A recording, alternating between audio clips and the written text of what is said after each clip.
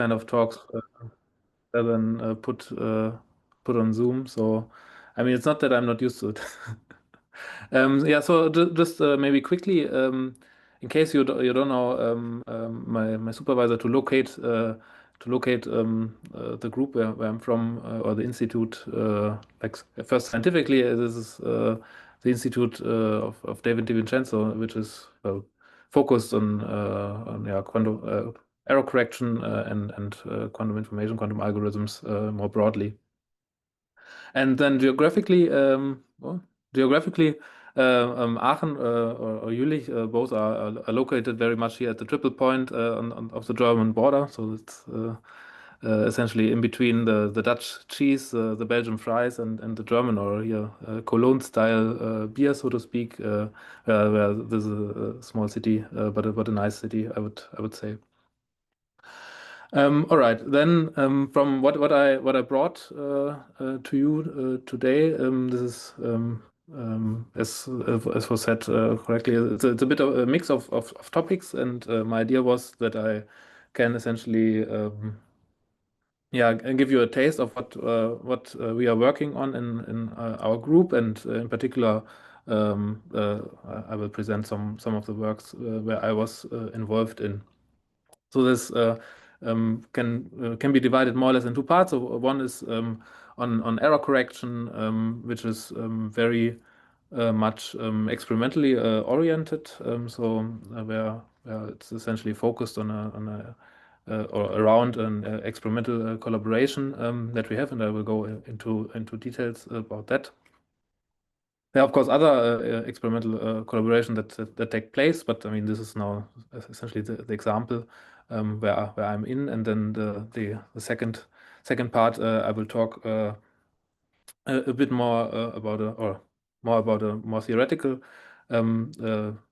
model system that is connected to Hopfield type networks. So this I take, let's say, from the branch of, let's say, open system physics, which takes place in our group, and then there are other areas like which are more focused on AMO physics, Rydberg ions and atoms physics, on the level of discovering or constructing gate sequences of sorts. But these are like things where I'm not involved, so I won't talk about that. So yeah, let me start with this after this longish outline by like placing this error correction effort in the context of this experimental collaboration that we have with the lab of Andreas Wallraff in Zurich, which who are essentially doing experiments with transmon qubits to implement surface code based error correction. And I mean, one prime example of their work was here in 2022 that they as like the first group implemented repeated cycles of stabilizer extraction and then decoding and error correction with a distance 3 surface code with superconducting qubits. And this is now more or less the work where we take off, let's say, and now try to extend this to the next stages. So I assume more or less that you are familiar with error correction. Otherwise, I can also leave like maybe one or two words about this. So this code here that I've shown here on the left hand side consists here of 9 qubits, and you measure here this X and Z type parity operators, which essentially have support on this the qubit which they surround or which they touch here. And you do that essentially to check whether errors have taken place on the data qubits in order then to find the most likely or a good correction to revoke this error in the end. So this is the basic idea of error correction, and here applied to this small size planar topological code. Exactly. Now, essentially, we have this code running, so to speak, and we can conduct memory experiments, so trying to keep quantum information, logical quantum information alive as long as possible. Now, this next step, okay, could be, I mean, so it's of course also scaling up these kinds of systems, but then you also want to do something practical with that, and in order to do universal or yeah, quantum computations which are error corrected at all, what you need is essentially fault-tolerant gadgets which implement single and 2-qubit operations to then build arbitrary operations from that. And this is for surface code type yeah, architectures is mainly envisioned to go via this paradigm of lattice surgery, which I will essentially explain and outline to you on how we want to implement this in the experiment. So the idea is that based on lattice surgery, you can essentially perform single qubit logical qubit logical gadgets by injecting different resource states, and you can also in the same way create entanglement between different logical qubits via lattice surgery.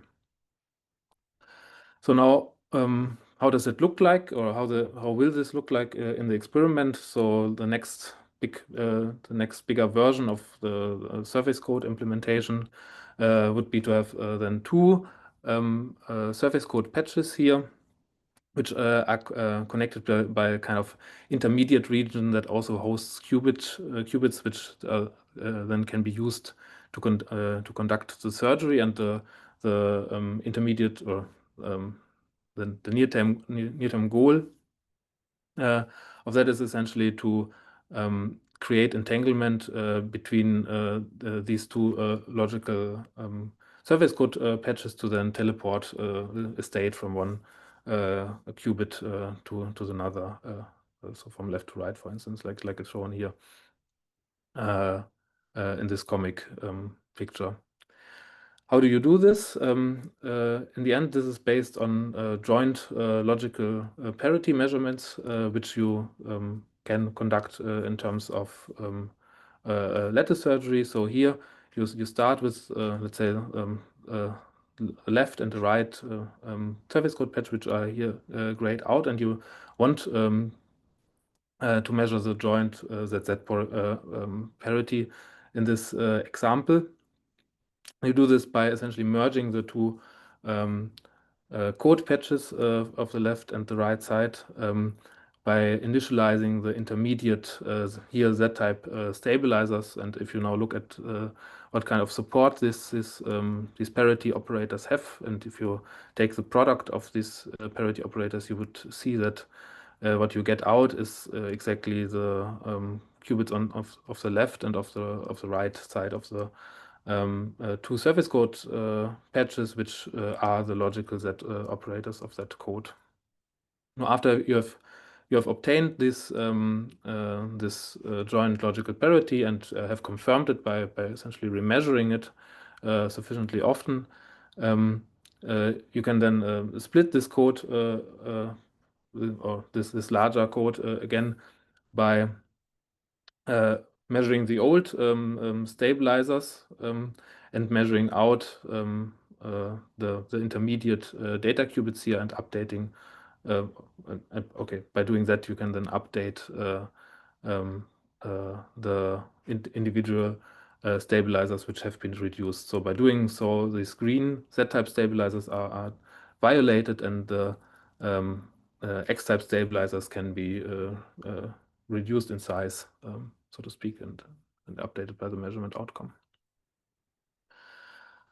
So in total, what you then have is an entangled logical state depending on the input state on the left, let's say. And if you now measure this in the X basis, you can, for instance, perform a teleportation, or in the step before, you could, for instance, prepare a maximally entangled state and benchmark that. So what we now do in the context of our collaboration with the group of Andreas Wallraff, for instance, is to benchmark in simulations on how well their experimental architecture, so to speak, would have to be improved from the latest results. For instance, here for the repeated surface code cycles, where the let's say these kind of parameters in terms of the noise could be extracted, where the let's say the 2-qubit error rate is for sure the dominating error well, source in this architecture. And then one can estimate, let's say, on how much by scaling down these noise sources, by how much the experimental implementation has to be improved in order to be here below threshold. So this is here done on the left-hand side for one of these protocols for teleporting, for instance, a zero state. I mean, it's of course not the most interesting thing to do, but as a benchmark, well, it suffices to a certain extent. And one sees here that they are not yet below threshold for this kind of protocol, but they are not that far away, at least. Well, that's what we expect from these kind of stabilizer simulations. And this is like one of the aspects, or yeah, that we do to help them in designing, or to see on where to focus in experimental improvements. Then maybe to go to something more tangible, or to something which is already implemented. So this was now all for the planning, and this larger chip that I've now shown here a couple of times is essentially in the preparation for conducting the real surface code lattice surgery. What has been done, or what we have done in the meantime, is to essentially create entanglement between two repetition codes, which can be hosted here on the sides of a single surface 17 chip. So there, the idea is, or the setting is very similar, just reduced in size, in the sense that here now these set stabilizers would take the role of this kind of merging region, and the two repetition codes take the role of the two surface code patches. Of course, I mean this kind of protocol is now not. I mean, it doesn't have a distance. It only protects against one type of noise. I mean, as you are in the end dealing with essentially entangled repetition codes. But for us, this was a good starting point to prepare essentially the next larger experiment with them. So essentially what we have done, so to show you some results, I mean, okay, or what the experimentalists have done, and what we have accompanied with simulations, was that we essentially start with a tensor product state, for instance, and that we initialize a surface code patch by essentially projecting. I mean, if you start with all states in 0 and project on the X type stabilizers, you get a logical 0 state out of that. So this is essentially this part here of the protocol, and then by stopping to measure this X type, the blue type of stabilizers, and reducing the Z stabilizers to this repetition code stabilizers, we perform then a splitting operation, and we update the stabilizer values. For instance, here, I'm sorry here for this formatting, let's say, issues. We update the values of the stabilizers and also the logical operators essentially in software. So these are these classical control lines which are shown here on the left-hand side. So depending on the measurement outcomes of the X stabilizers from the initialization or from the splitting values, you can then essentially track what kind of corrections, single qubit corrections, you would need to apply to essentially obtain this target bell state.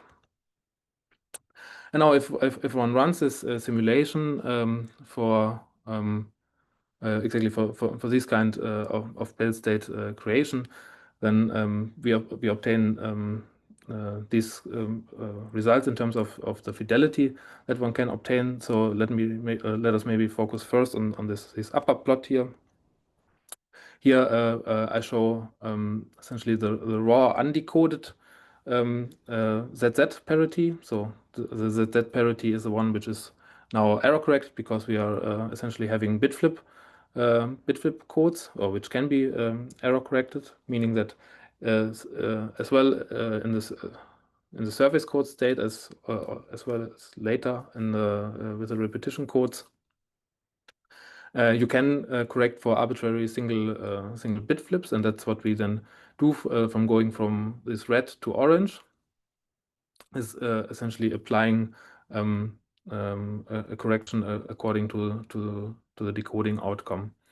And you see then how essentially the expectation value of this ZZ observable, which is supposed to be 1 in the error-free case,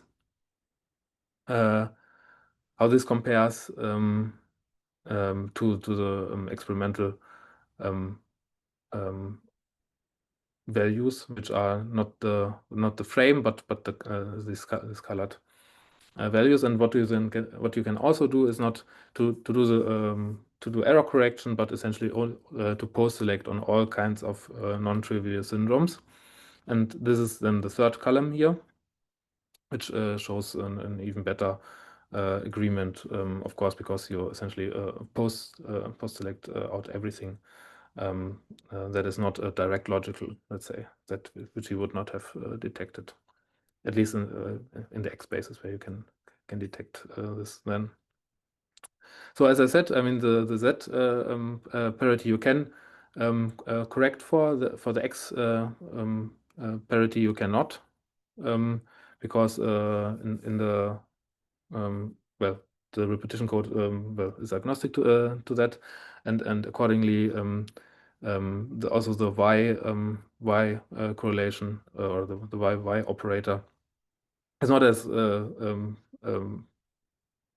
equal quality as a ZZ one, because it's affected by phase flips, which you cannot correct to lowest order. What I've shown here as well is the tomography data, logical tomography data, which is essentially yeah, just in some sense a different way or a more elaborate way to express the same results. What you can see is that here, I mean, this is maybe a little bit hidden, and actually. Okay, it's very hidden because I didn't write it down, but that this star here is the comparison with the next lower distance operation, so to speak. So if you would now split repetition code into 2 physical qubits, then you can compare essentially the performance of this with now the protocol that we have conducted. And the resulting, yeah, essentially not fidelity, but here, yeah, Z observable would correspond here to this star. So this is kind of indication that we are, so to speak, with this experiment below the pseudo threshold, if you like. All right. So with that, Can I ask a sure, yeah. question for this upper plot? I guess, and you said like the color are the measured and the frame, the black frame is simulated. For the XX and YY, do you have an understanding of what's causing the discrepancy in the post-selected? Um, Or if I'm reading this well, plot correctly? well, I mean, yes. We do see. I mean, there are a couple of things where where we think that this can be attributed to. So one thing is that in these error models, we are not taking into account leakage, for instance. So leakage is for this experiment, it's post-selected for. So this is anyway taken out. But in principle, you can have processes where you have leakage, but you're not seeing it, and you would not post-select post-select this out. So this is let's say one possible contribution, which also aligns. I will come to this later. Yeah, if Briefly. you're going to Um, talk about this later, maybe. no, but a different thing.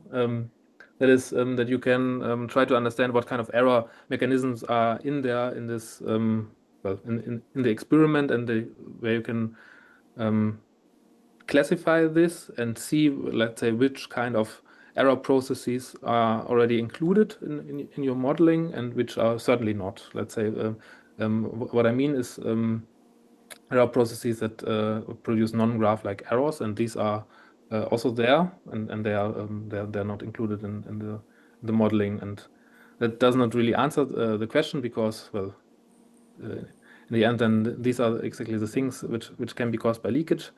But in principle, they could also be caused by other things like measurement-induced transitions or non-Markovian effects, which in principle should not be there, but which I cannot be. see. Yeah. So I'm not sure if you're going to like talk about this later. If so, I can kind of wait for later. Maybe a follow-up question is: would it be possible to incorporate those mechanisms into the simulation, or like is that possible, Yes. or how hard it is? Yes. In principle, yes. I mean, like for instance, leakage. One can do. And one can then, I mean, the reason why we didn't do it is, okay, because I mean, you can write down more complicated noise models where you then tune, let's say, certain parameters such that these bar fits better. But we did for this experiment, we did not have, let's say, the underpinning um, to write down a noise model. That is not, let's say, fitted to the performance values we see in the end. Yeah. So, but what would be nice is, of course, to measure, let's say, leakage probability, leakage decay probability, and then and let's say the noise structure that is caused by leakage. But these kind of characterization experiments were just not conducted together with this. With the main experiment, such that we don't have these values to include in the simulations. I But see. in principle, yeah, but in principle, this can be done, and this is we plan to do this in the future. Okay. Yeah. Great. Thanks. Yeah. Good. I mean, with this well, essentially experimental example, I continue with something else which might be a bit more unknown, and I thought it's a nice example of a different, like, let's say, scheme on the circuit level on how to do and how to do the surface code and lattice surgery. Just, I mean, for the sake of interest, let's say. Um, So usually in the surface code you have a connectivity grid where an ancilla qubit is coupled to at most 4 data qubits, essentially to read out directly the plaquette I mean the stabilizer plaquette. This is that corresponds to it. But recently, or I don't know, two years ago, there was a new readout scheme proposed where essentially you can get rid of one of these kind of couplings and read out the surface code in a trivalent or hexagonal lattice. And with that, well, this is eases, of course, on the experimental side, the yeah, essentially the construction, the fabrication. And also on the theoretical side, it opens a couple of questions like noise resilience and so on. So I will briefly give you like an intuition on how this works, and then I will tell you like what this entails for lattice surgery and how you can do lattice surgery with that. So first of all, like in the standard surface code, I mean, okay, this you know very well. I mean, you have, I just marked here an error, and you couple this all the data these 4 data qubits to an ancilla, and you see this error by simple propagation. In trivalent scheme, this does not work so direct, and I just now made the same example where you have an error here on the third qubit. Essentially, what happens, or what you intend that happens, is that this error propagates first to this qubit A, and then to qubit 2, and then to qubit B, where it's then tracked. That means that, or if you would now do this for all these, let's say, an error of either of these 4 qubits, and you would see that this kind of circuit now measures the 4-body plaquette on qubit on this ancilla B instead of an ancilla A. And if you now would embed such circuits for all possible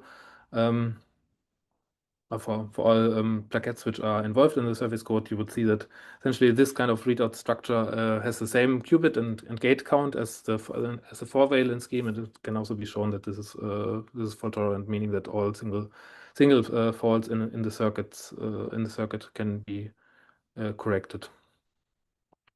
And the notion of this is well, I've shown here. So this is now circuit level simulations of both of these schemes for different distances, and essentially what you see is that the performance is pretty much the same, and I would say the same up to short noise. So these are not now extensive simulations in a sense, but just to give you an impression here for a memory experiment, essentially with the surface code.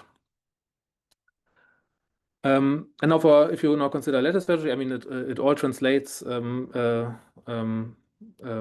similar. So this kind of trivalent surface code in the end, it looks like this.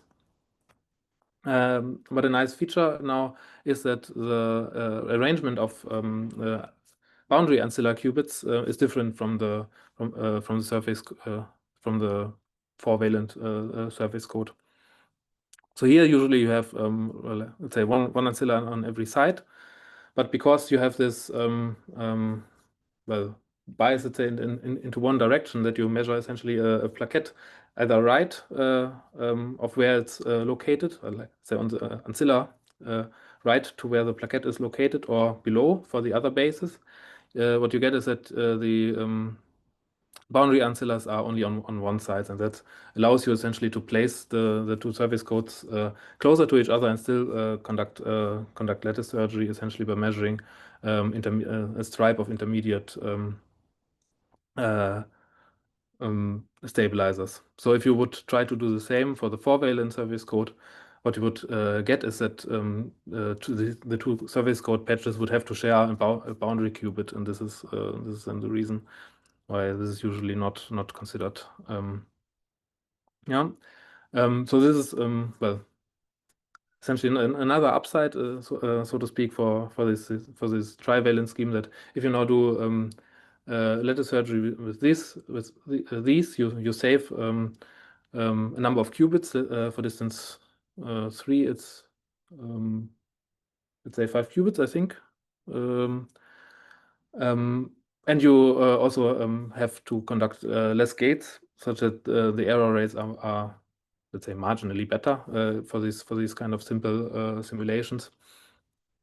And yes, so in this sense, well, it's really not only for memory and for from the experimental perspective a nice scheme, but also then for constructing near-term lattice surgery in experiments. It's essentially reducing, well, gives you a very slight overhead reduction. All right.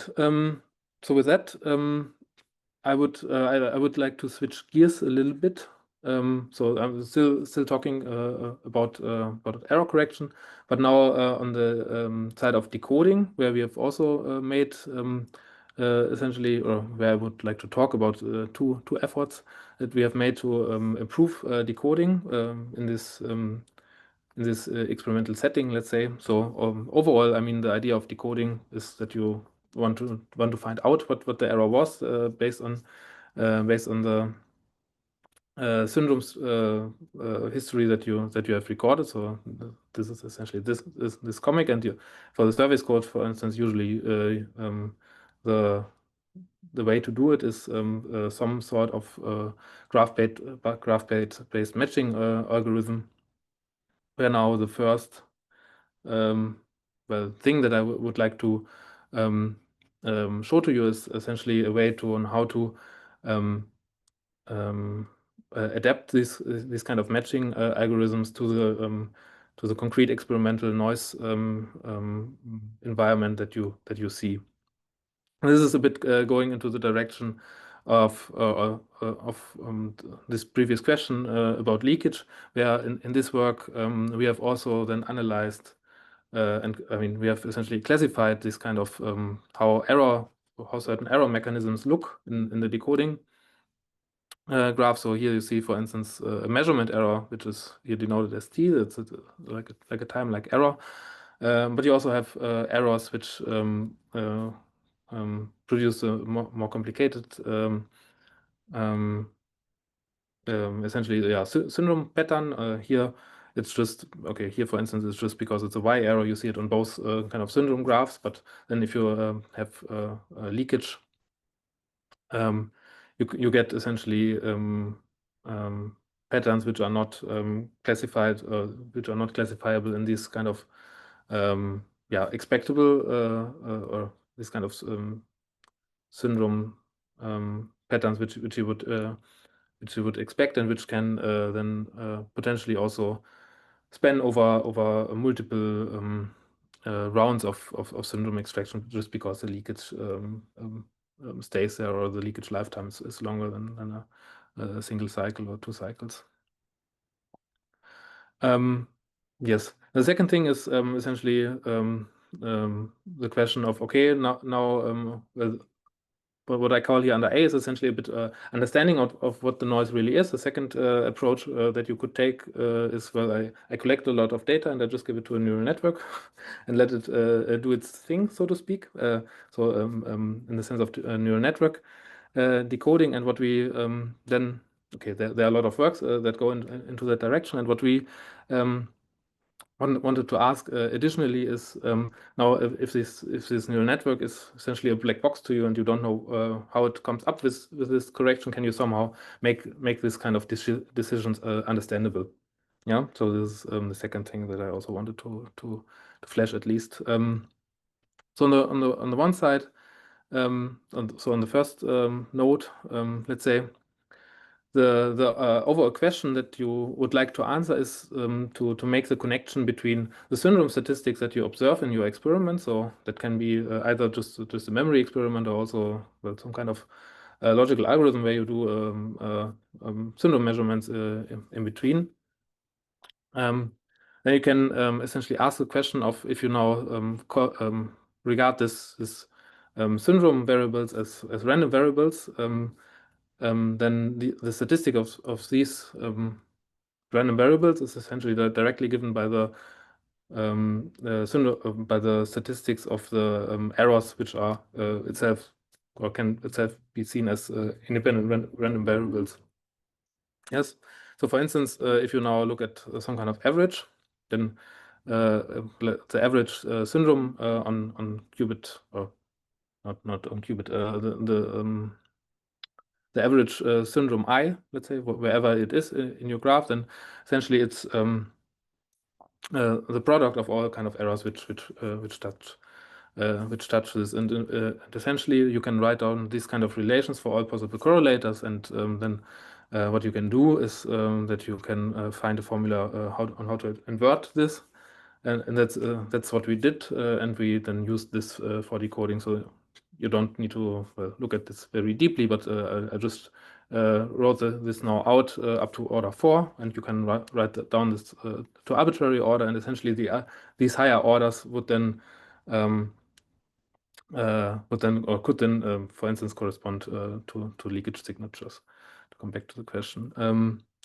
So and what you then can do is that you take these kind of probabilities which you get from the syndrome statistics that are, by the way, well, shown here, like for one instance for 717 experiment in this correlation matrix, that you can take this and then form your matching graph essentially by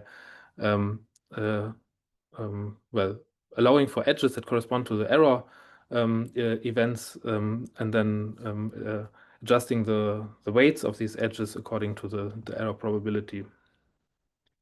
The last thing that one can then do to also make use of these higher order correlations, both, I mean, here it's not in the context of leakage, but one can also extend this in the context of leakage, that if you have now something that is not graph-like, so has is a hyper edge essentially, that you already get naturally here from Y errors, because they can light syndromes on the X graph and on the Z graph. And well, it's not easy to decode these, or efficient to decode these together. But for instance, what you can do is that you decode one of these graphs and then take the result, the decoding result of this graph that tells you, okay, there was a Z error, for instance, on a certain qubit. And with that information, you can then update the probability for the matching on the other graph, and which then depends heavily, essentially, on the probability that there was a Y error. Yeah. So this is one way on how now these Y probabilities, which here for this simple example has here 3 legs, 3 indices, can be used for the decoding. And similar, if you detect now leakage somewhere, so then you can also, based on the conditional probability, for instance, update your matching weights. All right. With that, I jump now to topic B. Let's say that I flashed before, which is this interpretable neural network decoding. So here, the idea is, as I said before, that you take your syndrome information and you give it to a neural network, and you would like to understand what this neural network has learned, or what it looks at to come up with a decision on what to do. Well, I think, like for tolerance, I've already mentioned, I think you also know this kind of concept. Essentially, the interpretability question that we would like to answer is centered around the question whether the neural network now has learned fault-tolerant decoding or not, and what it takes into account for that. So generally, well, fault tolerance is that you don't split errors in your gadget. So if a single fault becomes 2 errors on the code, this is the non-fault tolerant, and if it can be corrected, it's fault tolerant here. And the toy model that we take for the decoding problem. See, in this case, the Steam code, because here on very small instances you already see the problem. You get a problem with fault tolerance breaking if you don't do a careful readout circuit. So this is again the circuit that I've shown you before. But here in this case, what can happen is, or what will happen is, that if you have now an error on the ancilla, this error becomes 2 errors on the code, and these are then not correctable anymore. And then there are essentially methods different methods on how you can circumvent this dangerous error propagation. And one of them is that you couple in another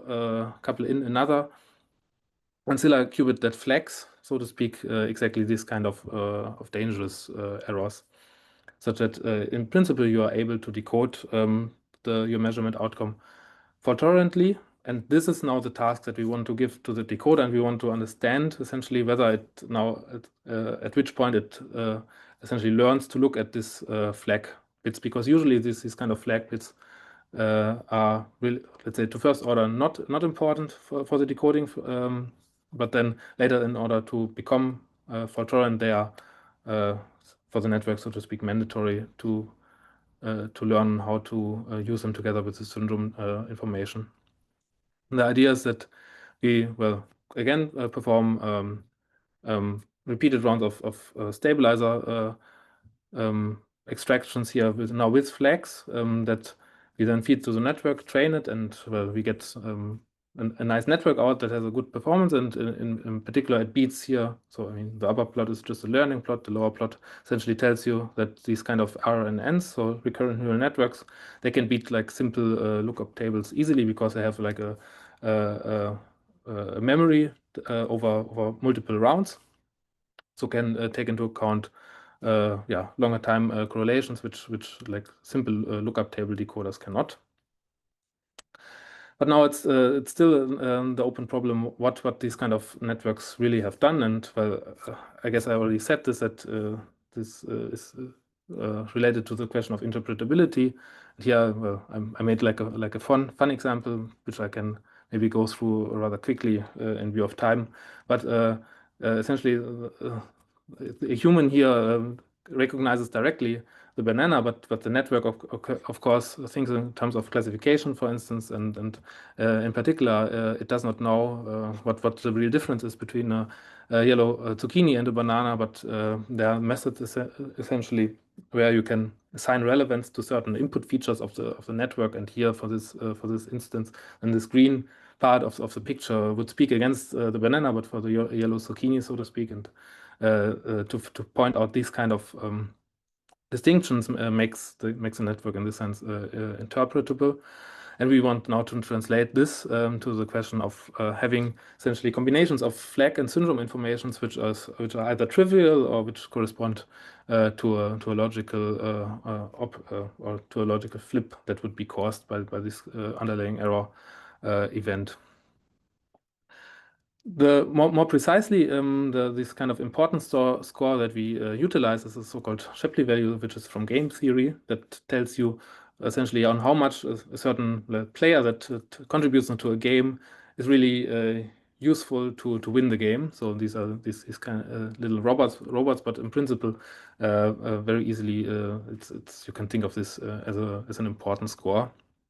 And now, in a trivial example, if you have a certain, I mean, these are now just two rounds of syndrome extractions, so to speak, and you do a decoding with a neural network of that, then of course a neural network tells you, okay, these 2 bits of information are the only bits that I had, and they are important to me to decide what the outcome is. So this, in this sense, is now the trivial case, but in principle you can now use this kind of method to interpret individual syndrome or decoding runs of the neural network.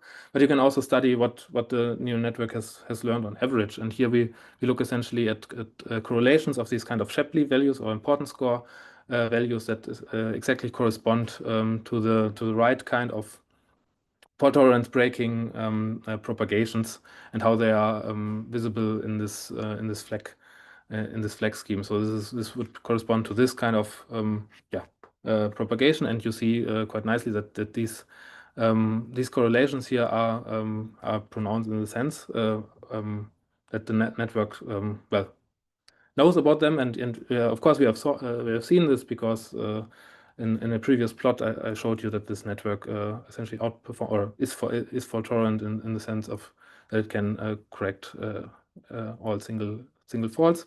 But what you can do with this now, you can also track the learning of this network, and you see essentially a bit of the transition of when this network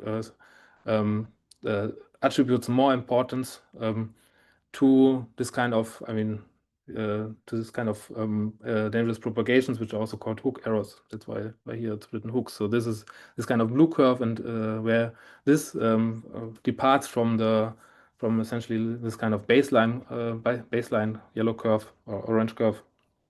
And then also the point in the learning where the network can be shown to become provably fault-tolerant, or where the decoding then does not reduce the distance, so to speak.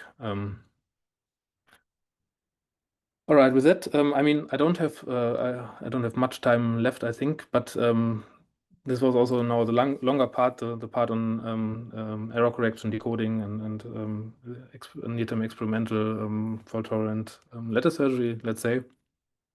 Second part that I wanted to show you, and which I maybe just briefly flash, is on associative neural networks, namely or Hopfield type networks, and quantum generalizations of those.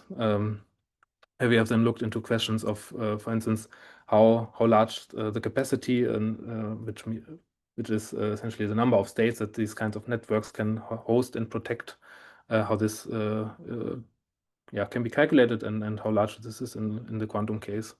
So generally, quantum associative neural networks, well, the idea is that you have fixed states which essentially are protected by the dynamics, and where you can recover these from distorted states. And the prime example of these kind of networks is the Nobel Prize winning Hopfield neural network, where these kind of patterns are binary sequences, and you essentially have an all-to-all connected Ising model that does this kind of job in terms of a update dynamics. Let me maybe just briefly give you this kind of comic, where the idea is that exactly this, that in a certain boson in configuration space, you're attractive regarding these kind of states, and for certain number of patterns that you now try to encode. So this is here on the x-axis. This is this p.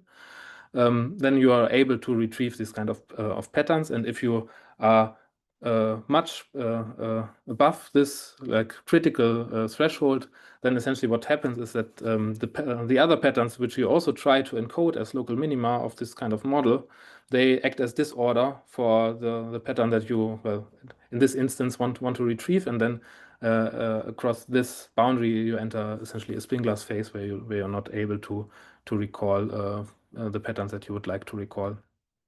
Now, what we did is we looked at a very simple quantum generalization, in the sense that we want this associative memory dynamics, this classic, which, well, you can formulate as a classical spin flip dynamics. This we translate in terms of a Lindblad equation, and we add a Hamiltonian term to it, which will consist essentially of a transverse field and the Hopfield energy itself potentially, such that now we can in such kind of systems, we can now analyze the capacity of the network. Maybe just briefly highlight this work, where people looked into how this kind of network behaves in the case of zero load. So it's exactly this kind of system that I introduced with this transverse field, and the Hopfield terms as dissipators, where now you can tune the transverse field and temperature essentially, and also find a similar retrieval region, just that this is now for the case of the thermodynamic limit, where you only store a fixed number of patterns. Now, complementary, what we wanted to look at is what really the maximum number of patterns is that you can store asymptotically without prescribing some kind of learning rules, or simulating this kind of networks numerically, but to really find this kind of bound analytically from mean field equations of this open system dynamics. And how we did this was by formulating essentially a surrogate or proxy statistical mechanics model that is here formulated in terms of this volume in the space of the coupling constants of the underlying open system model.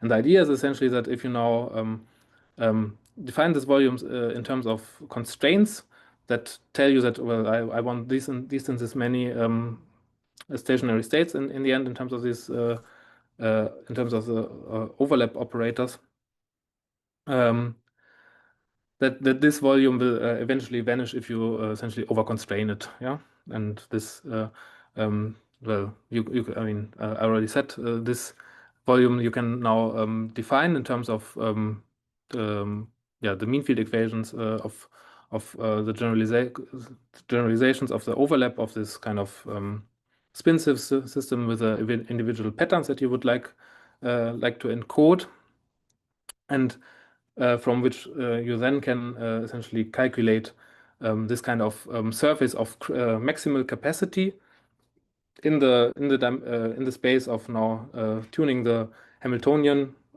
drive that you allow for, and temperature. And what we found is that for temperature, the behavior is very similar as in the classical case, but if you now tune on the Hamiltonian drive too much, then you get essentially a critical essentially breakdown of the capacity. So there's a critical well, yeah, value surface where you above which essentially the random spin flips that are introduced due to this quantum drive impede at least high quality retrieval, where high quality now is here indicated by this lowercase m values that tell you, well, I want to have a minimal overlap, also alignment with a pattern of 90% or 95% here as an example. All right, now with that, I will in principle wrap up and just tell you now as an outlook or as a essentially application of these kind of models that these are thought of to be implementable in cavity models where this kind of Hopfield all-to-all connectivity comes about by mediation of the cavity modes and the coupling of these cavity modes to two-level systems.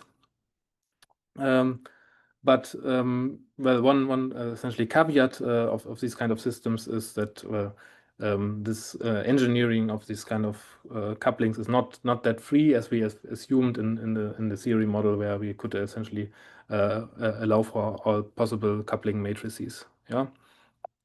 And with that, well, you know what I've talked about. So in the first part was mainly lattice surgery and experimental work that we contributed to with simulations. And then the second part on these more theoretical, classical or half classical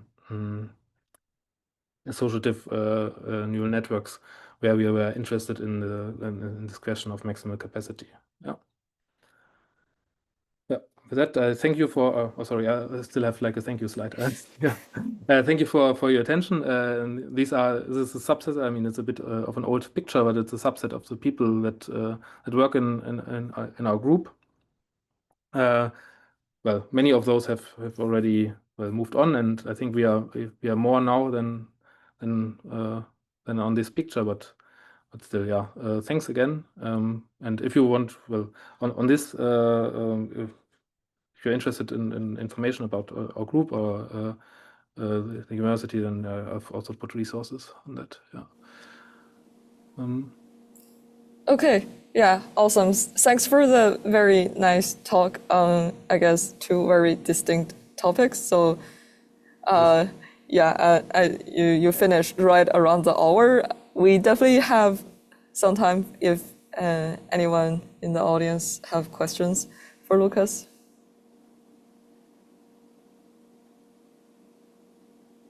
If not, I will start with a question, maybe a bit of a naive one about the second part of your talk. So you mentioned about mean field analysis, should I have any expectation for whether mean field would be valid, or are these like large spins, or yeah? Exactly. I mean, it's a good question. I mean, I wanted to talk about this at least, okay, one or two sentences more. I mean, I haven't really introduced, put slides on this, but there's a work which I cite here that exactly answers this question that this, well, the mean field dynamics of this macroscopic observables are exact in the thermodynamic limit under certain conditions which are fulfilled in this case. So essentially, what you can think of is that that due to the all-to-all connectivity that you have in the system, and the question that you're not interested in the microscopic configurations, let's say, or that you're not looking at really the spin observables and their mean field value, but that you look at the mean field value of, yeah, well, of this magnetizations essentially. That these behave very classical and are exact in mean field. I see. Yes, that makes sense. So perhaps like maybe a follow up. I would have thought to that extent, like the dynamics can be understood as just a nonlinear classical system. So like, what more would one expect if you realize this in the quantum regime, or like? Can I just use classical nonlinear dynamics to understand what is going on in those systems, or? Well, in the end, in the end, yes. I mean, that's in the end what these equations are of sorts. But what you then get all out is that, for instance, that these stationary states that you that you essentially engineer via these patterns, that these are not just classical states, but that these are have finite coherence. Yeah. Right. So in this But sense, well, they are. Well, this is the at least okay. This is in a sense the quantumness which survives. But yeah. yeah, and is there any notion of like, would you want to use the quantum correlations in the state to do something beyond the, like just looking at these local, I guess, magnetization or correlation observables, or maybe I'm not sure if. But yeah, I mean Well, I mean, one idea. I mean, it's a question whether one can go much further with this kind of modeling. The motivation to look at this is more that which is that it's tightly connected to this what you get out essentially of cavity systems. What the quantumness or how you can use this. Well, we were also thinking of this, and I think what one would need to do in some sense is to make the kind of states that you or this kind of stationary states more controllable in a way. So essentially, what let me be more precise. Essentially, what you get out in the end as stationary states is okay. It's a mostly mixed state, but with still finite coherence, and this kind of coherence comes from having superposition of a pattern and a pattern anti-pattern state. Yeah, which is not well much, but which could like could be a starting point on if you want now to control what kind of what the set of states essentially is that you would like to have. Yeah. So in this case, it's exactly not the case that you get large superpositions, because that would then itself then break like this kind of mean field assumption, or let's say by this mean field assumption working, you're not getting let's say superpositions of different pattern states, but only like this pattern anti-pattern. Yeah. Okay, like a cat or GHC state type Yes. superposition. Okay. Yes. Yeah. Sorts.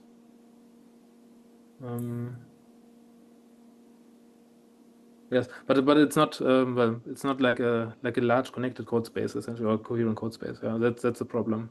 Yeah.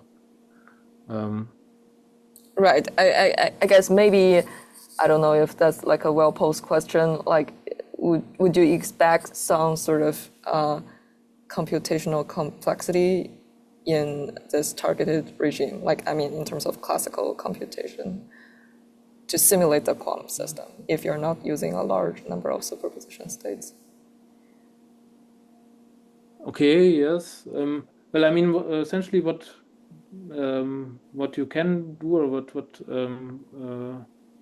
we have also done in this work, is essentially that you exploit this fact that you are very much close to the classical, and then you can do essentially semi-classical expansions. Yeah, exactly. Okay. And describe and also simulate this quite efficiently, or essentially address classical simulations. Yeah. I see. Okay. Yeah. So if there are no more questions from the audience, let's thank Lukas again. Thank you very much, and thanks everyone for joining, especially if you're on campus. Yeah. Thanks for listening again, and with this, especially with this power outage problems. Yeah. Okay. Thanks. I will stop recording.